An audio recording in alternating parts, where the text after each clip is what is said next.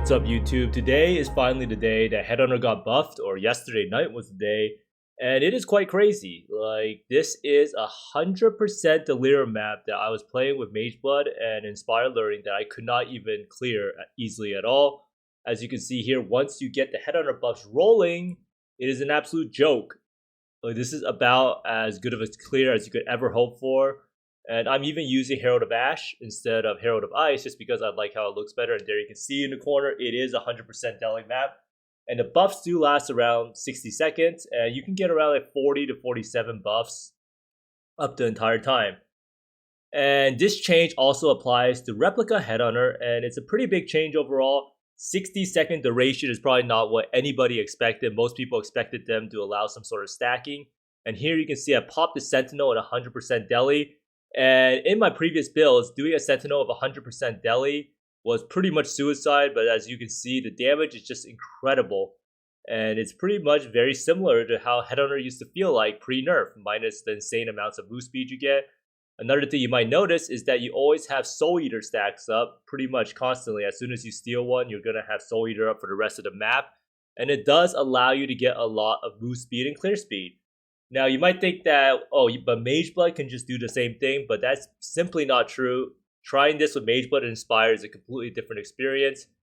There's just not enough rares, I think, to kill. Maybe with 2 Inspires or 3 Inspires, it'll be very, very similar. But Headhunter will provide a very easy way to farm these super juice maps with Magic Find gear, as long as your build takes advantage of the fact that Fizz conversion scaling with Arch Nemesis modifiers is incredibly strong.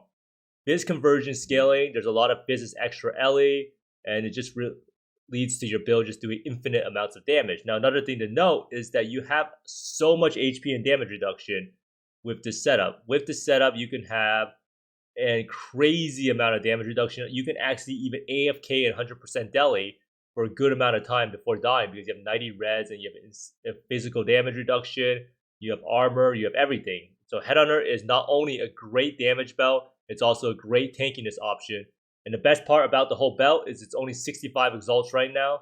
And Headhunter can't really also get that expensive because of the fact that it is an item that is easily farmed through divination cards in Promenade and in Tower. So let's go look into what exactly they changed and why I think Headhunter could be a very viable option in the future. Now, I made this little cool graphic here. Headhunter is in its crown, like before, a throne, not crown. And these are all the Mageblood peasants looking up to it. And look how big Headhunter is, right? But basically, what's the change to Headhunter? Headhunter buffs now last 60 seconds instead of 20 seconds. And another change to note is that they added a wider variety of rare modifiers in each area. And this means that you can steal a larger amount of buffs than before. What this means is that you'll encounter more Arch Nemesis modifiers in a map on average. And they said they were able to fix this because they reduced the memory usage of rare monster modifiers so that a greater variety can be present in each area.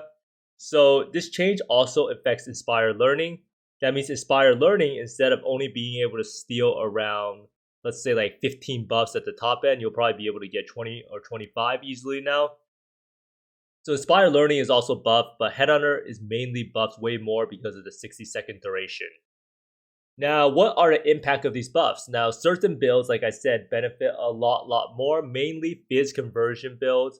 So we're going to see quite a shift in the meta, I think, in the future, in that Blade Vortex, Tornado Shot, even Wanders will be a lot more prevalent because, let's face it, Righteous Fire, Corrupting Fever, minion builds just don't benefit from the Arch Nemesis modifiers as much. In fact, some people running Brutality actually get bricked and they actually do even less damage.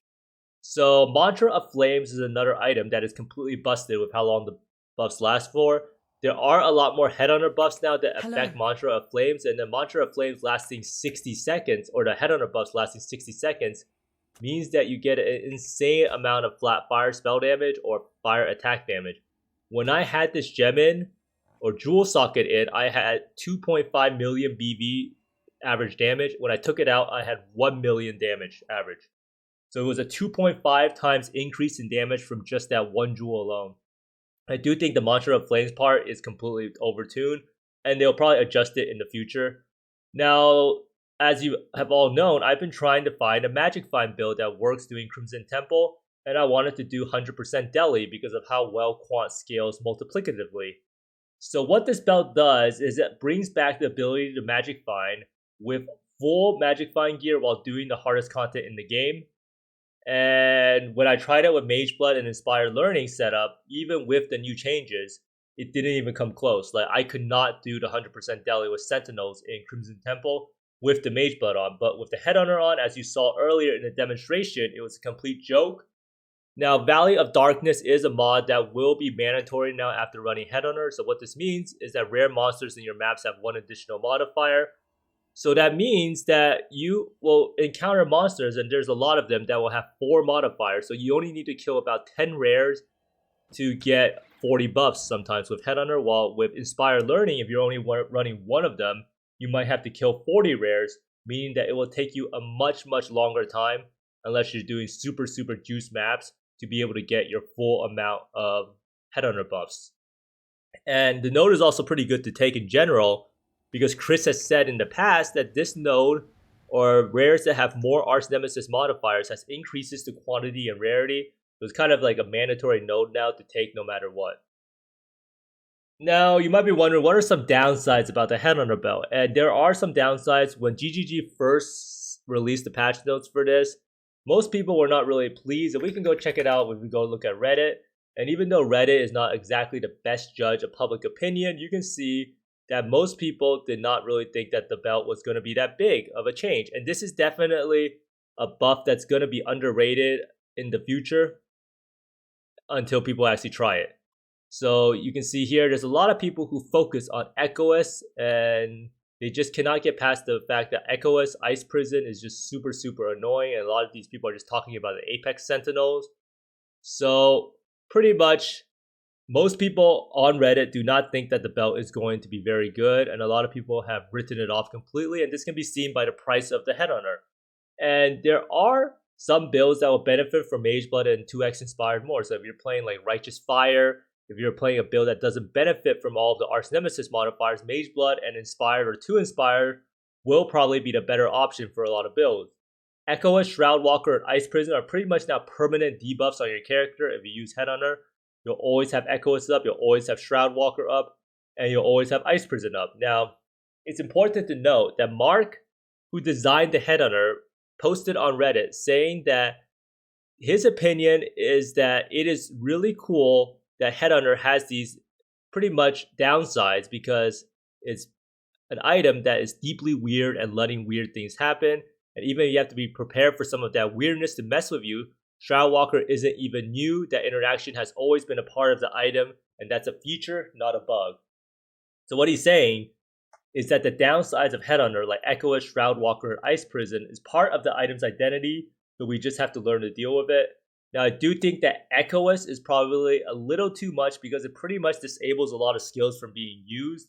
And he did say the bug with Echous is the fact that it would try to do the action. So if you put the movement skill too close to your cursor, it will try to repeat it or something like that. I don't really know what he meant by that.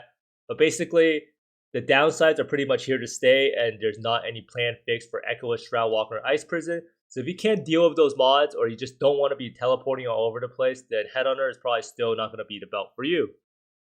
So now the main thing people might be asking is Headhunter actually stronger than before in the previous patch? Now, Self Curse used to last around 80 seconds, and you can kind of reach that duration with Solstice Vigil, which actually gives you Shaper's Presence, so that effects on you expire 20% slower. So basically, without the buff stacking, because you can still only have one Arch Nemesis modifier at a time, your ceiling is still much lower because there's not that many Arch Nemesis mods that get movement speed and attack speed. So the ceiling of Headhunter, where you have all of the buffs, is going to be much lower than in 3.17 or in the Self-Curse days, and it's not even really that close.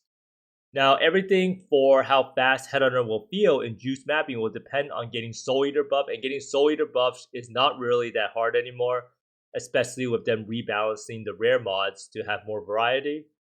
And I do think that even with all of these buffs, Headhunter is nothing close to Self-Curse or its peaks in a super juice map from 3.17. Like back in 3.17, for instance, if you got enough Headhunter buffs and you stacked enough haste auras or movement speed auras, you pretty much could not even control the character. it was that crazy. So Headhunter is quite a big difference from that. Now, this is probably the topic that a lot of people are asking about. It is, will the price go up? A lot of people did buy Headhunter belts thinking that it would go up in price to like 100, 120 exalts, and that's probably kind of unrealistic. Now, the price will not go up past 120 plus exalts because farming the cards is too easy.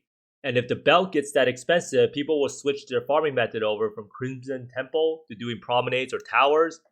And I do think that the price will end up being around the same as previous leagues, which is like 60 to 80 to 90 exalts. And the main problem with the belt is that a lot of people still have a negative stigma regarding the belt and will never be able to see past how Echoist and Ice Prison and Trickster are such big downsides. And Headhunter is actually just really bad at bossing in general. And this is the post from Reddit that I found, 60 seconds of Echoist, and Shroudwalker. Oh, no. So for a lot of members of the community, no matter what or how powerful the belt may feel, no one will they will never try out Headhunter because it just doesn't feel right to them. And I do sympathize with that because not being able to control your character is not fun at all. So due to a lot of people playing builds that don't really benefit from the Arch Nemesis modifiers and people having a negative stigma regarding it, and because the belt is useless for bossing or uber bossing, the belt will probably not be at a super high peak, and it will not be at the highest price we've ever seen, and it's going to be probably around the same price as last league. Now, overall, with GGG, you always want to expect the unexpected. No one really expected GGG to change it in this way. I thought that they would probably maybe allow some buffs to stack, but this change is actually pretty elegant and that is really easy to implement. And it actually also buffs inspired learning in a weird way. And I do think that the buff will remain underrated until more and more people try it out. It's definitely a buff. You have to try it out to believe it.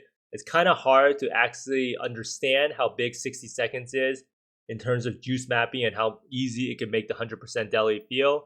And I feel like more people should try it out on different builds before they completely knock it off. And I do think that this will lead a shift in the meta away from RF/minion builds and into more Fizz conversion builds that completely decimate the map with these changes. And Mageblood and 2XX Inspired is probably still better for a lot of builds. So Headhunter is the king of mapping, but Mageblood and 2X Inspired is right behind it, and it's vastly better for bossing. But thanks for watching, everyone. I hope you find more Mirrors, Exalts, and Magebloods than me, and see you next time. Bye!